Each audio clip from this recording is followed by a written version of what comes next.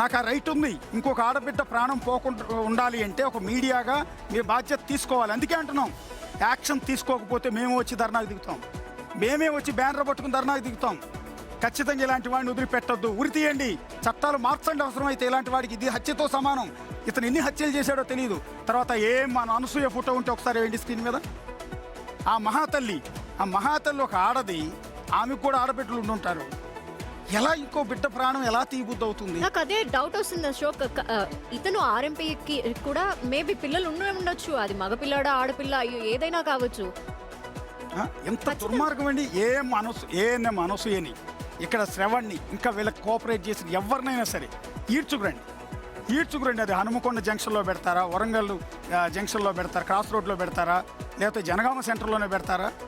ఎక్కడో అసలు పబ్లిక్ అప్పు చెప్పండి, వాళ్ళు చూసుకుంటారు ఏం చేయాలి. ఇలాంటి పాపం చేసే తప్పుడు ఇంకా నెక్స్ట్ వచ్చేస్తుంది.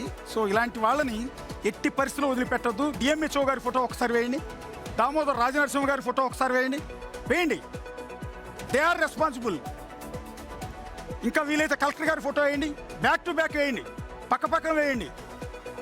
డిఎంహెచ్ఓ శ్రీవాణి గారు మీరు ఎక్కడున్నా బయటికి రండి. అండ్ ఈవెన్ మన వేణు అక్కడికి వెళ్ళి మాట్లాడినప్పుడు కూడా మేము చూస్తాము అని మాత్రమే ఒక సమాధానం చెప్పి వదిలేశారంట. ఇంత జరుగుతున్నా ఇన్ని మరణాలకు కారణమైన వ్యక్తికి సంబంధించి మేము ఖచ్చితంగా యాక్షన్ తీసుకుంటామని ఏమీ చెప్పట్లేదు ఆవిడ. Both are responsible.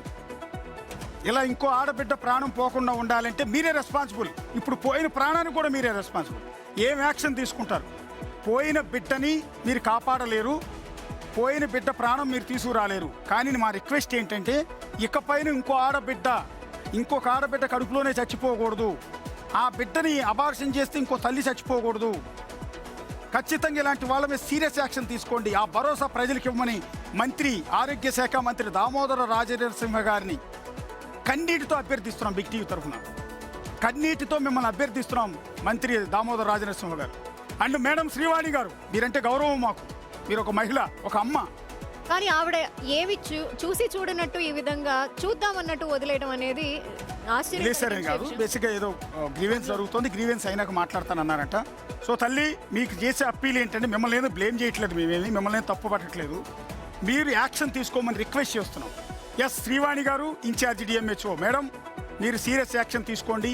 ఇంకొక ప్రాణం పోకుండా మీలాంటి మహిళ రేపొద్దున మీలాంటి పొజిషన్లో, ఈరోజు డిఎంహెచ్ఓ పొజిషన్లో ఉన్నారు, మీరు ఇంత స్థాయికి ఎదిగారు కష్టపడి.